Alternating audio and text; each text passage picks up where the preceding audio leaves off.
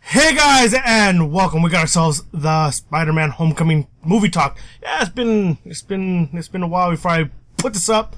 Been working on a lot of stuff and yeah, just getting all my last little minute tweaks here and there and some of the stuff I want to talk about. So let's get right into this. Spider-Man's in the MCU. Finally, thank God, we finally getting Spider-Man that will be hopefully represented in the right light, which I think he will be. So let me here. I'm looking at my notes right here. I got this. So of course, so now that he's in the MCU, you know, we had his outing with 3 times with Sam Raimi, then had him twice with Mark Webb, or was it 1 time? Either way, Sam Raimi's Spider-Man was definitely an amazing franchise. The third one definitely bombed it on a lot of reasons why. Definitely destroyed who Venom really is. And then you had the whole, you know, Spider-Man 2 with Doc Ock, which was one of the best movies ever. Best fight scenes in a comic book movie. I can't lie. That was an amazing fight scene. If you think there's another fight scene in a comic book movie that was better than that, let me know in the comments below. Or if you want to list me a couple of that you think were like, give me your top 5 or top 10 ones that you thought was like the best fight scenes in a comic book movie ever. And I'll take a look at those as well. But as far as that is going on, you have, you know, all the villains that are being announced. Now, with the whole announcement of villains and stuff like that, this one has a lot of villains in it. Now, yeah, I know, we're all thinking the same thing. He goes, too many villains will give us a shitty movie. Look at Spider-Man, The Amazing Spider-Man 2, Spider-Man 3. You have too many villains, it's just too much weight for it. But if they're going the way that I think they're going, the way I've been talking about how they should do it, introduce the villains into the movie and into the universe, but not use them as a main villain, but just as a background character, you know, him doing this here, him getting put into jail before he becomes the super villain that we all know that they'll become, will be pretty amazing for us comic fans who know what's going on. For all the other ones that don't know, it'll be a great little, you know, thing to go reference to when they go back to some movies like, holy crap, that was him in the... Okay, I see what you're doing, right? That'd be kind of cool. Alright, so now, let's talk about the, let's see, hold on, the Vulture. Of course, he's the main bad guy. Main bad guy. Now, his iteration in this movie is totally different from the original. Now, in the comic books, in the original comic book, he's an older guy. Don't know how old, but he's a lot older than Michael Keaton's character, and a lot older than Michael Keaton himself. So, there's a big difference. He basically like Tony Stark, basically. He owns his own company. He's an inventor and stuff like that.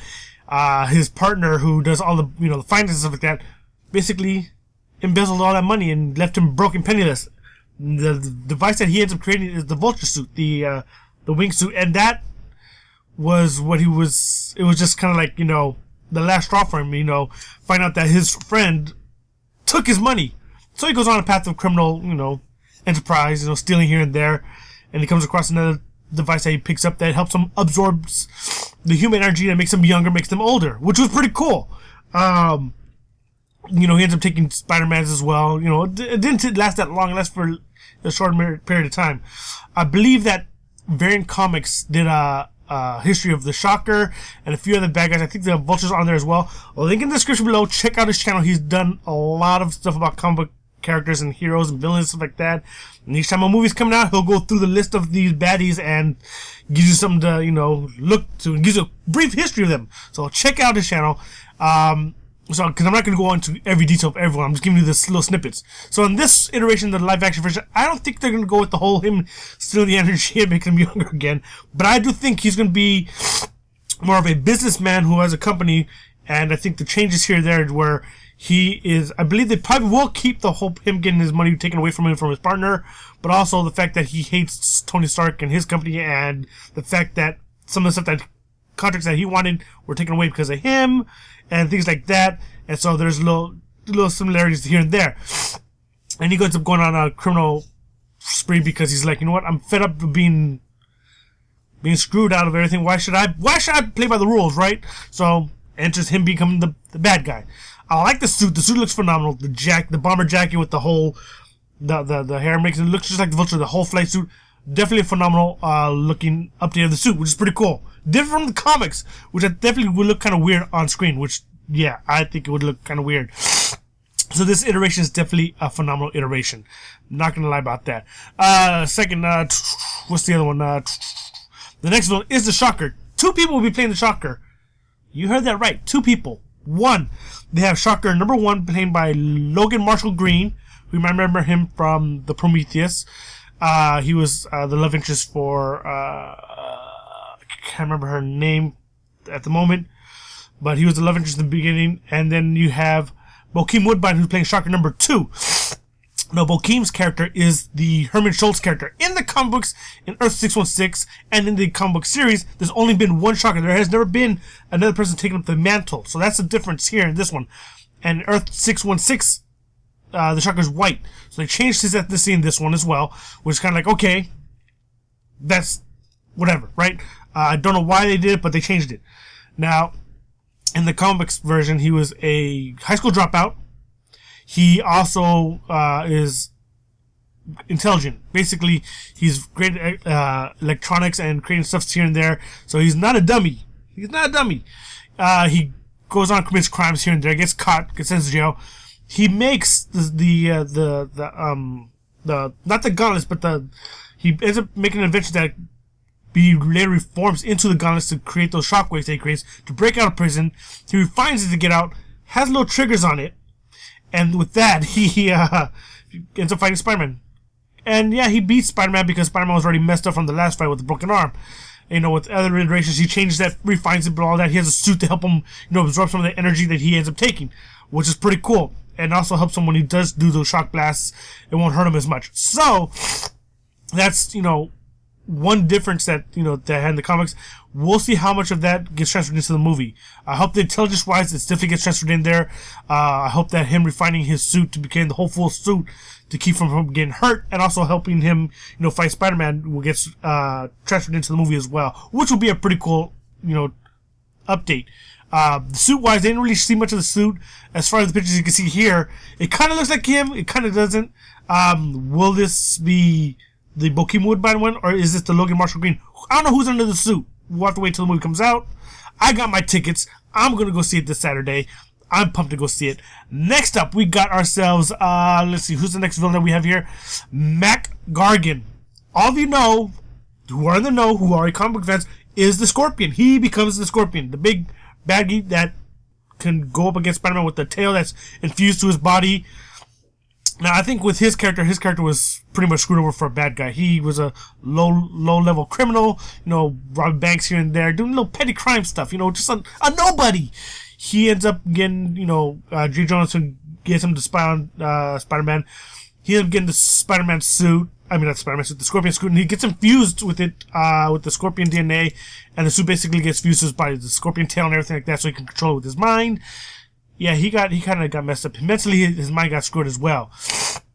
Now, I don't know what kind of, how far they're going to go into that kind of lore, but I believe in this movie, this is going to be his introduction before he becomes the Scorpion in the next movie.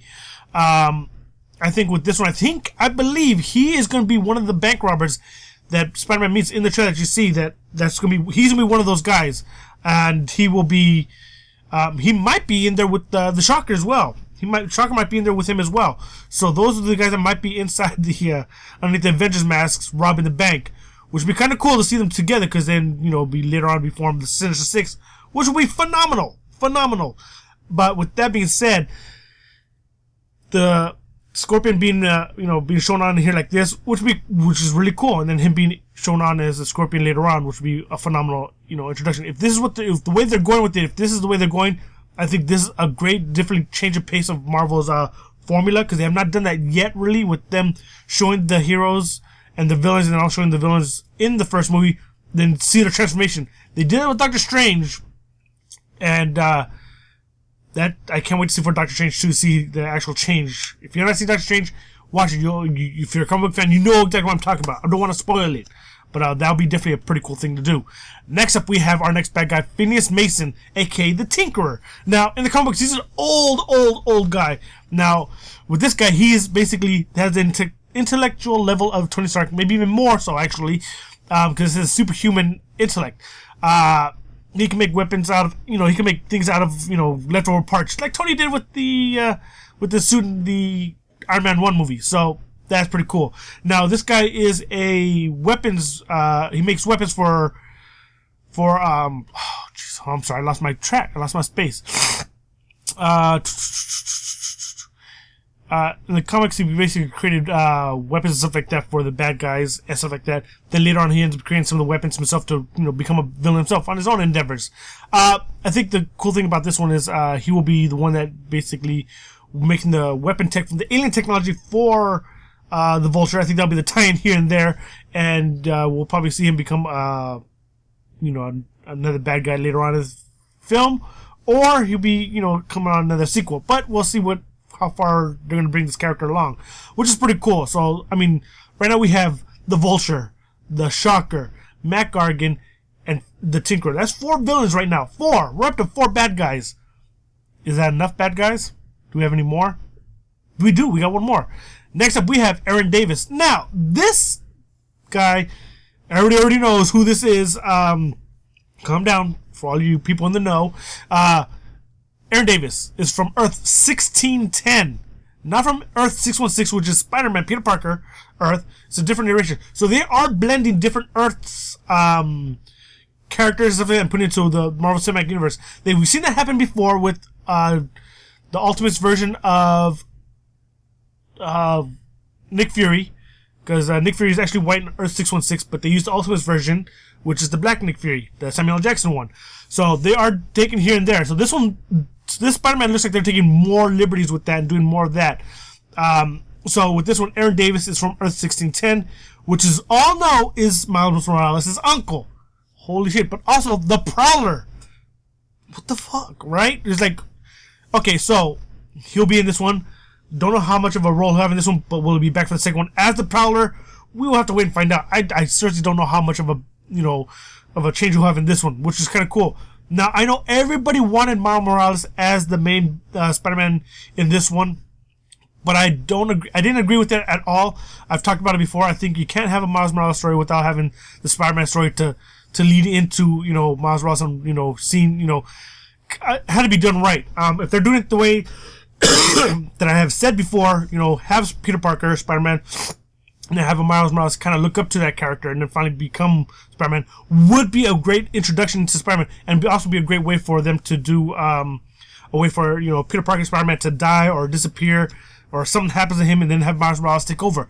Would be a great way to do the franchise, and it'd also be a great way for Marvel, especially for Marvel, if they could fully get back the rights to Spider-Man fully to continue on with Spider-Man's character for later iterations and have Miles Morales as the next person to take up the mantle, which would be phenomenal. But yeah, so we'll have to wait and find out to see what we get with that one. Hold on, let me move this up a little bit.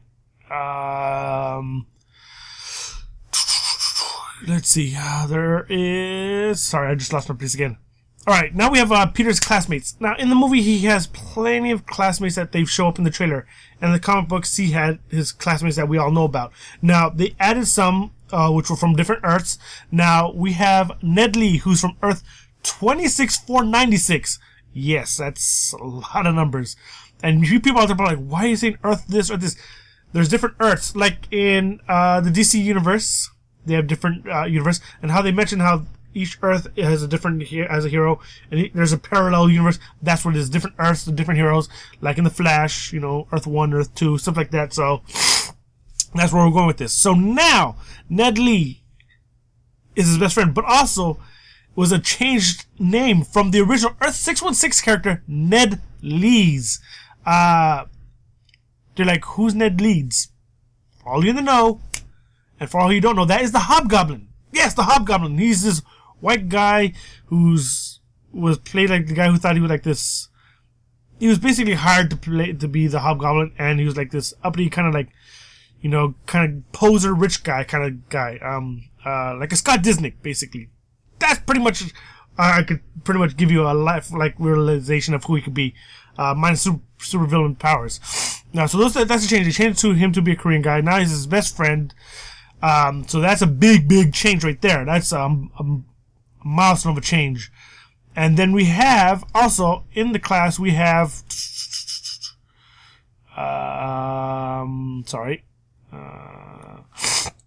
then we have oops, forgot to put my phone down. Let me see. So we have Michelle, who is quote unquote Mary Jane Watson, but a hidden character. They're not using her. She's not using her real name. She's using a different name or something like that. Why? Why would they do that? I'm hoping this is just BS and this is just whatever. We'll have to wait and find out if this is just true. I just think it's kind of weird on why they would do this. Makes no sense to have it as a hidden character. Next up, we have is Liz Allan, who I believe is the love interest in Peter Parker in this movie iteration. She's totally different from the comic books. And one, of course, she's white. No, she's not white in this one. Two, she was a genius as well. She was smart, just like Peter Parker. She wasn't a popular kid. She wasn't like, part of the in crowd. She didn't have an entourage like that. She was just a smart kid. She wasn't as popular. She was popular, but not as popular as they show her in the movie. So that's a big difference here and there. Fashion-wise, she wasn't, fashionably fashion.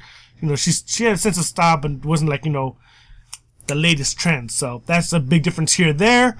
Another change is, which I think is kind of weird, is Betty Brant is going to make an appearance in this one. We've all seen her in the trailer. But everyone's saying it's Gwen Stacy. No, ladies and gentlemen, that is not Gwen Stacy. That's Betty Brant, looking like Gwen Stacy. Betty Brant, is in the comic books with dark brown hair. Beautiful, right? She was played by Elizabeth Banks in the original Sam Raimi movies. She was a receptionist. So that's a big change from that to looking like Gwen Stacy. Don't know why they did that. Don't know why they would do that. I think that's kind of crazy. Next we have is the Flash. We all know him to be this tall, athletic white guy, very cocky, and treats Peter like a total, just treats Peter terribly, right? We've had that iteration in the first Spider-Man with Sam Raimi's version.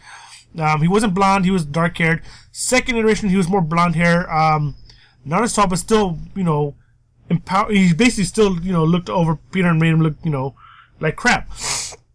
This time we have, what's his name? Trying to find the actor. Tony Rivellari. He's playing him. So basically, he's a lot shorter version of the Flash, which is kind of like that's a big difference. So it's like, is he still going to be the bully, or is he just going to be a friend? So that's going to change a lot on the dynamics of Peter's relationship with certain characters that were different in the comics. So that's kind of like a big difference. Because he won't be that overshadowing bully that Peter was just like this annoyed with and just couldn't stand. We're not going to get that. We probably won't get that kind of dynamic that we would get. So those are the changes, and looks like they're going with more of a realistic feel for the characters, because it's close. There's different ethnicities and stuff like that. So they're going with that kind of thing, which is kind of cool. And I'm still missing the way the characters used to look in the comics. I wish they kept it that way. I don't mind having different characters added into it to add, a more of a diversity. Now, with that being said, I believe I would have picked, if Zendaya is not Mary Jane, I would pick, Haley Steinfeld to play Mary Jane. Or, if anything, have Haley Steinfeld play, Felicia Hardy. She's an amazing actress, so either one of those roles would be perfect for her. She would look great as Mary Jane, but she'd be awesome as Felicia Hardy later on becoming the Black Cat. That would be awesome. I don't know if we would be able to use the Black Cat, because I know Sony's doing something with the Black Cat, so we'll have to wait and see how that turns out. But that's my casting on that one. Let me know what you guys think about that. Do you think that would be perfect? Or kind of like, I like the way it is. We'll just see how the movie turns out and all that. So as far as the movie goes, it looks like it's going to be a phenomenal outing. And we're going to get Peter, in his whole spider suit, and he loses that suit, he uses his homemade suit.